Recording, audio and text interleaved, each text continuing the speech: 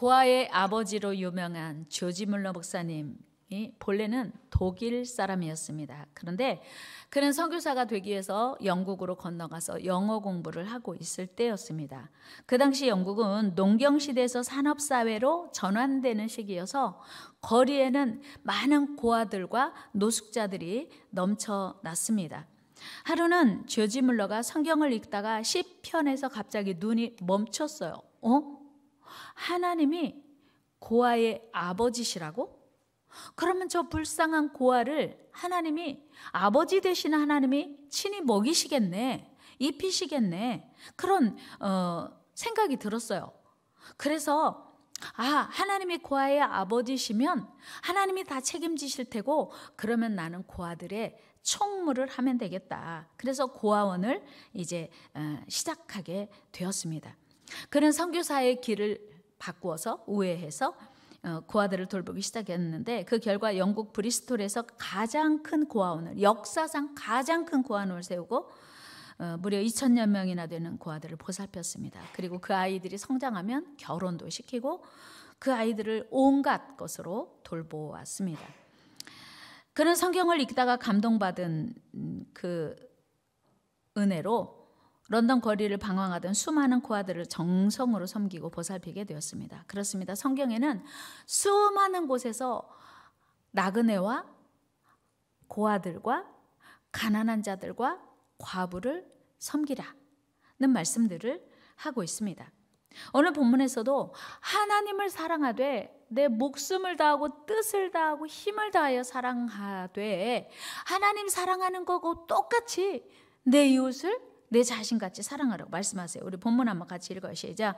예수께서 이르시되 내 마음을 다하고 목숨을 다하고 뜻을 다하여 주 너희 하나님을 사랑하라 하셨으니 이는 이것이 크고 첫째 되는 계명이요 둘째도 그와 같으니 내 이웃을 내 자신같이 사랑하라 하셨으니. 아멘. 여러분, 하나님 사랑하시죠? 여러분, 하나님 사랑하십니까? 하나님 사랑하시죠? 그런데 하나님이 하나님을 사랑하면 하나님 당연히 사랑해야 되고 똑같이 이웃을 사랑하래요. 그런데 오늘 우리는 어때요? 하나님 사랑은 하겠는데 이웃도 나를 사랑하는 사람은 사랑하겠는데 나를 유익하게 하는 사람은 어떻게 사랑해 보겠는데 나를 불편하게 하고 불이익을 주고 나에게 해를 끼치는 사람들을 사랑하는 것은 하나님 그건 자신 없어요. 그리고 하나님 먹고 남고 쓰고 남고 넉넉한 사람은 좀 어떻게 남을 좀 도와줄 여력이 있을지 모르지만 하나님 지금 저는요 나 살기도 바쁘거든요. 그런데 내가 어떻게 남을 섬겨요? 어떻게 남을 돌봐요? 이렇게 말할 수 있습니다. 그런데 내 이웃을 네 자신같이 사랑하라는 말씀에 어떤 조건이 없어요. 어린아이는 괜찮아, 가난한 사람은 괜찮아, 노인들은 남을 안 섬겨도 돼, 이웃사랑 안 해도 돼, 이런 단서가 없어요. 조건이 없어요. 어린아이든 노인이든 가난하든 부자든 그냥 하나님 말씀에 내 이웃을 내 자신같이 사랑하래요. 내 이웃을 사랑하라 하는 것도 부담되고 힘들고 어려운데 내 자신같이 사랑하라고요? 하나님 그건 더 힘들어요. 못해요. 어려워요. 그런 생각 들잖아요. 그런데 아무 조건도 단서도 없이 하나님이 내 이웃을 내 자신같이 사랑하라고 하니 어떻게 이게 가능하겠어요? 그런데 사실 예수님께서 하신 이 말씀은 예수님의 말씀이 아니고 구약 성경에 하나님께서 친히 이스라엘 백성들에게 주신 명령이에요. 우리 레위기로 가봅니다. 19장 시작. 이웃 사랑하기를 내 자신과 같이 사랑하라. 나는 여호와이니라. 나 여호와야. 내가 말하는데 내 이웃을 네 자신처럼 사랑해. 이스라엘 백성들은요 이 율법을 하늘의 명령, 하나님의 명령으로 믿고 그렇게 순종했어요. 그래서 유대인이었던 정통 유대인, 하나님 말씀을 잘 지켰던 보아스도 이방 여인 룻, 과부가 되었던 룻을 그렇게 사랑하고 돌보고 보살핀 거 아닙니까? 룻기서 2장으로 가봅니다. 시작. 룻이 이삭을 주우러 일어날 때 보아스가 자기 소년들에게 명령하여 이르되 그에게 곡식단 사이에서 죽게 하고 책망하지 말며 또 그를 위하여 곡식다발에서 조금씩 뽑아 버려서 그에게 줍게 하고 꾸짖지 말라 하니라. 아멘. 자, 보아스도요, 하나님의 이 명령을 너무나 잘 알고 있었고 그동안도 지켜왔기 때문에 자기 곡식밭에 와서 이삭을 줍는다는 과부, 이방 여인 룻을 배려하라고 이야기한 겁니다. 그렇다면 하나님께서 반드시 지키라고 명령하신 이 이웃사랑, 우리는 어떻게 좀 더 잘 순종할 수 있을까요? 그것은 우리가 섬겨야 할 이웃이 우리가 생각하는 것처럼 남이 아니고 하나님의 형상으로 지음받은 하나님의 피조물이라고 하면 조금 더 이해가 되겠죠. 여러분, 내가 정말 싫어하는, 나에게 불이익을 주고 해를 끼쳤던 그 사람도요, 하나님의 형상으로 하나님이 만드신 피조물이에요. 이 세상의 모든 사람은요, 저절로 태어난 사람 없고요, 모두 다 하나님이 만드셨습니다. 그러니까 하나님의 피조물, 하나님의 걸작품인 걸 생각하면 내 마음에 안 들어도 섬길 수밖에 없는 거예요. 또한 예수 그리스도 안에서 서로가 예수님의 몸을 이루는 한 지체임을 기억하면 가능해지죠. 고린도전서 12장 27절 읽어요. 시작. 너희는 그리스도의 몸이요 지체의 각 부분이라. 아멘. 우리 모두는요, 예수님을 머리로 한 지체예요. 누구는 눈, 누구는 눈썹, 누구는 코, 누구는 입, 누구는 치아, 누구는 귀, 누구는 손, 누구는 발이라고 하는 거예요. 그러니까 우리가 예수님의 몸을 이루는 지체라고 하는 거예요. 다 같이. 우리는 예수님의 몸을 이루는 지체입니다. 그렇습니다. 여러분, 한 지체라고 하는 건 누구는 손이고 누구는 발이라고 한다면, 손이 아픈데 발이 야, 너 아파? 안 됐네. 나 잘게. 할 수 있어요, 없어요? 없어요. 손에 가시만 하나 들어도 온 몸에 불편하고 잠도 제대로 못 자고 힘들어요. 또 어디가 그 뭐 손가락이나 발가락 하나가 염증이 생겨도 온몸에 열이 나고 잠을 제대로 이룰 수 없습니다. 왜요? 한 몸이기 때문이에요. 눈과 코가 다른 것이 아니고 역할은 달라도 생김새는 달라도 한 몸이에요. 그래서 내 몸에 있는 여러 지체가 어느 한 곳이 아파도 같이 고통받을 수밖에 없다고 하는 거예요. 고린도전서 12장 26절에서 시작. 만일 한 지체가 고통을 받으면 모든 지체가 함께 고통을 받고 한 지체가 영광을 얻으면 모든 지체가 함께 즐거워하느니라. 아멘. 이게 공동체, 지체된 무리들의 역할인 거예요. 그러니까 우리가 예수 그리스도를 머리로 한 공동체를 이루거든요. 교회는 예수님의 몸이에요. 같이, 교회는 예수님의 몸입니다. 그렇습니다. 그래서 우리는 한 지체예요. 예수님의 몸을 이루는 한 부분이에요. 그래서 기쁨도 함께 나누고 슬픔도 함께 나누어야 합니다. 또한 우리가 오늘 이 자리에 있는 것이 하나님의 사랑을 받았기 때문이고 누군가의 돌봄을 받았기 때문에 우리가 이 자리에 있음을 기억해야 돼요. 그래서 하나님께서 이스라엘 백성들에게 이렇게 권면합니다. 나누고 섬겨야 할 이유에 대해서, 특별히 나그네를 섬기고 객을 섬기고 가난한 자를 섬겨야 할 이유에 대해서 신명기 24장에서 이렇게 말해요. 시작. 너는 애굽 땅 종되었던 것을 기억하라. 이러므로 내가 네게 이 일을 행하라 명령하노라. 아멘. 하나님이 그러시는 거야.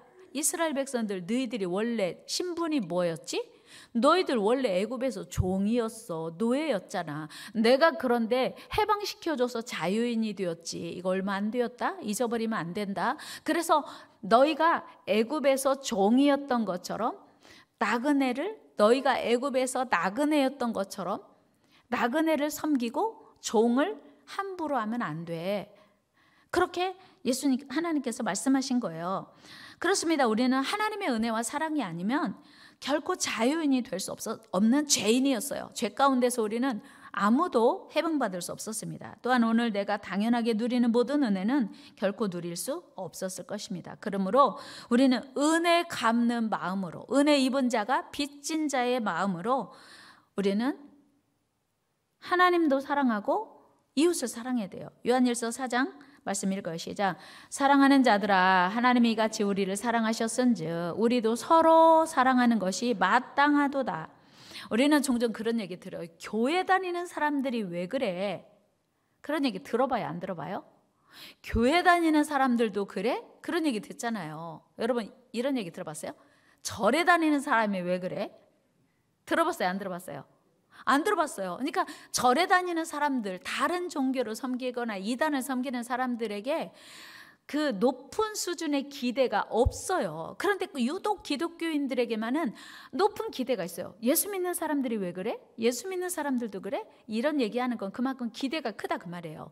왜 그러냐면 하나님께서 우리에게 무엇을 명령하셨는지 세상이 다 알고 있어요. 그리고 예수 믿는 사람들에게만 유독 기대치가 높아요. 하나님의 뜻이 무엇인지 알고 있기 때문에 하나님을 믿는 우리들은 도덕적으로 윤리적으로 뿐만 아니라 우리의 삶을 나누고 섬겨야 된다고 하는 것들을 저들이 다 알고 있는 거죠. 그러므로 이제 우리는 그 하나님의 사랑의 명령에 더 적극적으로 순종해야 합니다. 우리 예수님이 그런 말씀하셨잖아요. 야, 너희가 누가 오른편 뺨 치면 왼편 뺨도 돌려도 돼. 누가 속옷 달라고 하면 겉옷도 줘. 누가 오리를 같이 가자고 하면 심리까지 같이 동행해줘. 이거를요 안 믿는 사람들이 다 알아요. 그러니까 우리가 믿고 따르는 계명이 하나님의 명령이 무엇인지를 다 알고 있어서 강도 높은 이웃사랑을 요구하고 있는 것입니다. 이건 하나님의 명령이기도 하지만 세상이 우리에게 요구하기도 합니다. 하나님께서 이스라엘 백성들에게 추수할 때도 가난한 자, 나그네, 고아, 과부를 위해서 곡식을 다 거두지 말래요. 남겨두래요. 우리 신명기 24장으로 가봅니다. 시작. 네가 밭에서 곡식을 벨 때에 그 한 뭇을 밭에 잊어버렸거든 다시 가서 가져오지 말고 그리하면 내 하나님 여호와께서 네 손으로 하는 모든 일에 복을 내리시리라. 우리가 농사진 거 다 주는 게 아니고 한 단이 빠졌으면 챙겨오지 말고 너 거기 놔. 누구를 위하여? 나그네, 고아, 과부를 위하여. 그리하면 그 한 단 때문에 나그네와 고아와 과부가 뭐 얻으러 왔나, 이삭이 남았나 왔다가 아무것도 없으면 얼마나 허전하겠어요. 얼마나 슬프겠어요. 그러니까 한 단 남겨두면 우리 손으로 하는 모든 일에 복을 준다는 약속이에요. 하나님 좋으시지요? 순종할 만하지요? 뿐만 아니고 과일을 딸 때도 여러분 그 늦은 가을까지도 까치밥이라고 해서 감 같은 거 딸 때 하나씩 남겨두지 그 정도가 아니고 과일을 딸 때도 나그네와 고아와 과부를 위해서 다 따지 말라고 말씀하시거든요. 우리 말씀 읽어요. 시작. 내가 내 감람나무를 떤 후에 그 가지를 다시 살피지 말고 그 남은 것은 객과 고아와 과부를 위하여 남겨두며 내가 내 포도원의 포도를 딴 후에 그 남은 것을 다시 따지 말고 객과 고아와 과부를 위하여 남겨두라. 아멘. 이게 하나님의 명령이에요. 우리에게 하나님께서 주신 소득을 하나님께 드리는 것도 당연한데 하나님께 드릴 뿐만 아니라 일부를 다시 나그네와 고아와 과부를 위하여 드리라고 하는 거예요. 그러니까 하나님께서 우리에게 이웃을 사랑하고 섬기는 일을 반드시 하라고 명령하십니다. 시편 37편 25절에서도 하나님의 명령대로 나누고 섬기는 자들의 복에 대해서 이렇게 말씀하고 있어요. 같이 읽어요. 시작. 내가 어려서부터 늙기까지 의인이 버림을 당하거나 그의 자손이 걸식함을 보지 못하였도다. 그는 종일토록 은혜를 베풀고 꾸어주니 그의 자손이 복을 받는도다. 아멘. 보세요. 어려서부터 내가 늙을 때까지 봤더니 의인이 버림당하거나 그 자손이 걸식함을 못 봤대요. 그러니까 종일토록 부지런히 항상 나눠주는 사람들의 자손까지 하나님이 복을 주신다는 거예요. 여러분들이 이 복을 받아 누리기를 축복합니다. 여러분들의 자녀들이 이 복을 받아 누리기를 축복합니다. 그런데 우리는 보통 여기 계신 분들은 아니지만 내 걸 누구한테 줘? 그럼 난 손해잖아. 내가 지금 10개가 있는데 하나는 하나님께 드렸어? 하나를 또 누군가를 나눠? 그럼 나 8개밖에 없네? 나 손해잖아. 나 부족하잖아. 그리고 누군가 이거 주는 거는 내가 모자라고 부족해지는 어리석은 행동 아니야? 이렇게 생각하는 사람들이 많다고 하는 거예요. 그런데 우리 하나님의 약속은 야, 지금은 부족해, 모자라, 나누어주면 없어지는 것 같지만 그게 없어지는 게 아니고 내가 다 갚아줄게. 그리고 내가 너와 너 자손들에게까지 책임져 줄게. 그렇게 하나님이 약속하시는 거예요. 마태복음 25장에서 예수님은 또 이런 비유하셨네요. 부지런히 나누고 섬기는 자들이 어떤 복을 받는지 우리 같이 한번 읽어요. 시작.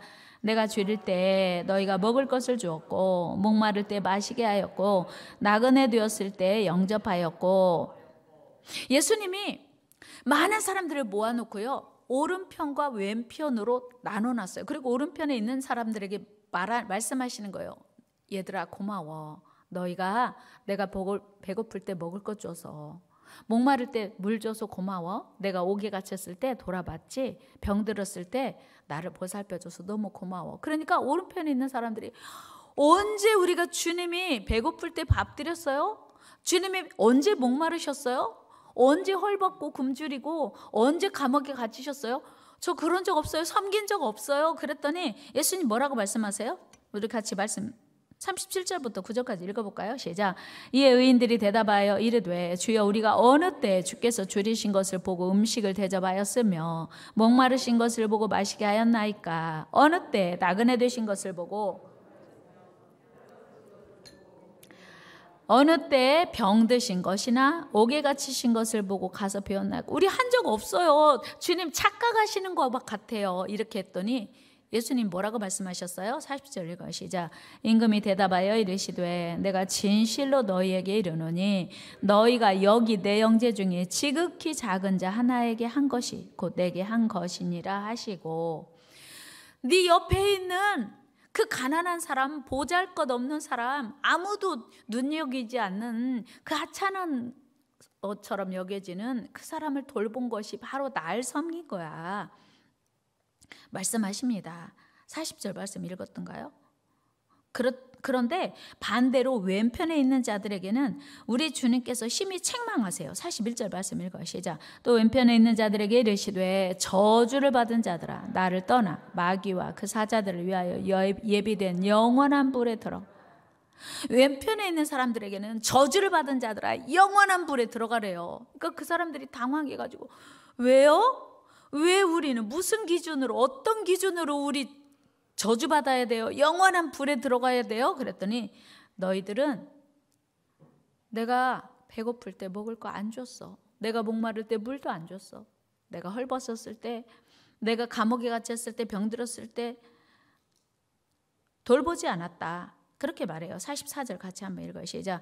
그들도 대답하여 이르되 주여 우리가 어느 때 주께서 줄이신 것이나 목마르신 것이나 나그네 되신 것이나 헐벗으신 것이나 병드신 것이나 옥에 갇히신 것을 보고 공양하지 아니하더이까.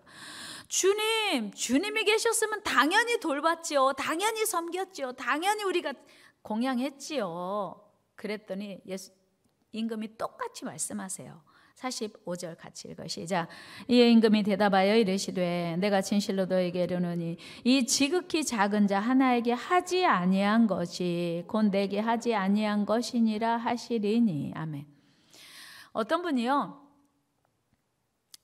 꿈에 내가 내일 너희 집에 가겠다 그랬대요. 주님이 우리 집에 오신다고요? 눈 떠보셔요. 주님이 내일 우리 집에 오신다고 했대요. 그러니까 다음 날 아침에 일찍 일어나서 청소를 깨끗하게 하고 맛있는 음식을 준비하고 막 엄청나게 이제 주님 대접할 차비를 했대요. 그런데 점심때쯤 되니까 누가 문을 두드리더라는 거예요. 그래서 예수님 오셨나? 봤더니 남루하게 생긴 거지 모양을 하고 거지꼴로 어떤 사람은 아우 지금 예수님 오신다고 하는데 이게 무슨 일이에요? 안 돼요. 우리 예수님 오시기로 했으니까 가세요. 예수님 오실 때까지 지금 이 준비한 거 다른 사람이 저 하면 안 돼요. 보내버렸어요. 아무리 기다려도 예수님 안 오시는 거예요. 그런데 저녁 때 되니까 또 누가 문을 두드리는 거예요. 그래서 누구 예수님 오셨나고 반가워가지고 막 기쁜 마음에 문 열었더니 막 진짜 아주 막 행색이 초라한 그 남루한 노인이 또 와서 지금 예수님 오신다고 해갖고 우리 집 청소도 다 해놓고 맛있는 음식 해놨는데 당신은 들어올 데 없어요. 그래서 막 내쫓았대요. 늦은 밤까지 예수님 안 오시더라는 거예요.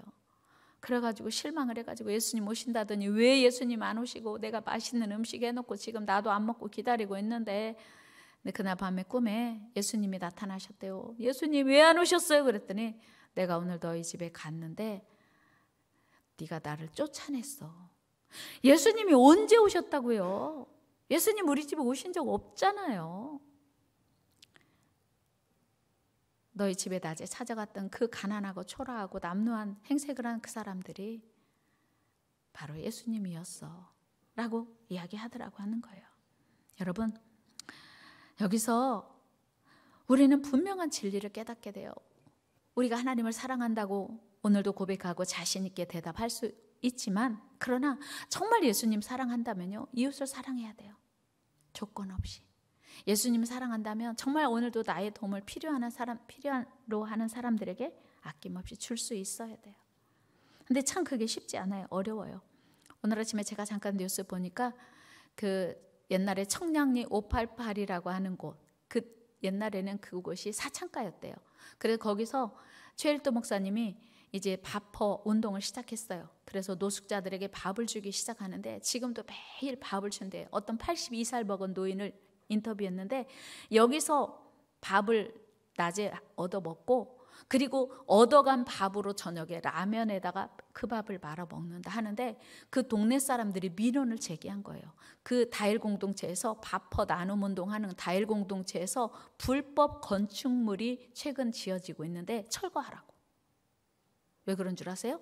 옛날에는 그 청량리 588 그 지역이 정말 가난한 판자촌이었지만 지금은 마천루 빌딩들이 우뚝우뚝 써 있는 아주 번화가로 바뀐 거예요. 그러니까 이제 그 주변에 살고 있는 고급 빌딩에 살고 있는 사람들이 불편한 거예요. 보기 싫은 거예요. 그 바퍼 나눔 운동본부에서부터 막 쭉 100m 넘게 줄지어 서 있는 남루한 노숙인들이 서 있는 게 너무 자기 동네 격을 떨어뜨리는 그런 볼썽사나운 모습이 된 거예요. 그래서 민원을 제기해가지고 이거 빨리 옮기라고 계속해서 서울시에서 와가지고 막 철거 명령 내리고, 그래서 최일도 목사님이 단식을 했대요. 1월 6일부터인가 9일인가 10일인가 단식을 하면서 이건 아니다. 정말 지금 수십 년 됐어요. 그 바퍼 운동을 한지. 그래서 지금 막 그 해외에도 바퍼, 동남아에도 바퍼 사역들이 많이 확장되고 있는데 그런 거예요. 우리는 나만 배부르면 되고 내 옆에 사람이 죽어가든지 고통 가운데 정말 아파서 힘들어 하든지 나만 괜찮으면 되고 나만 살면 되는, 다른 사람이 어떻게 되든지 무관심한 사회에 우리가 지금 살고 있습니다. 그런데 하나님은 이렇게 말씀하세요. 요한일서 4장 20절에서 이렇게 말씀하고 있어요. 우리 같이 한번 말씀 읽어보겠습니다. 누구든지 하나님을 사랑하노라 하고 그 형제를 미워하면 이는 거짓말하는 자니 보는 바 그 형제를 사랑하지 아니하는 자는 보지 못하는 바 하나님을 사랑할 수 없느니라. 아멘. 그러니까 지금 그 민원을 제기하고 다일 공동체가 어디 저 먼 곳으로 옮겨가기를, 그래서 자기 동네가 번쩍번쩍하고 화려한 동네로, 품격 있는 동네로 거듭나기를 원하는 사람들 중에는 하나님 믿는 사람이 없겠냐는 생각을 우리는 해봐야 돼요.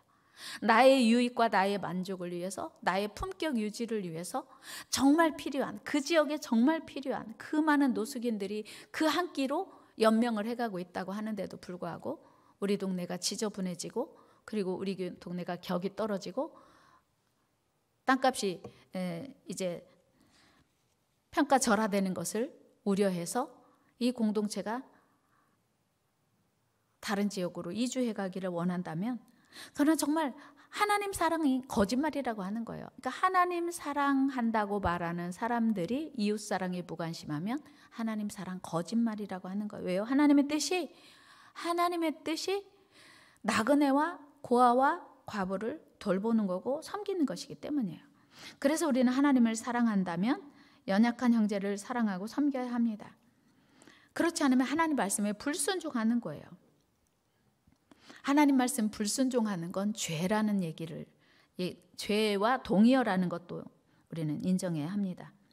아주 오래전에 미국의 어느 가게에서 빵을 훔친 가난한 노인이 법정에 서게 됐습니다. 이 재판을 맡은 라과다이 판사가 노인에게 이 사실을 물었습니다. 당신이 정말로 빵을 훔쳤습니까?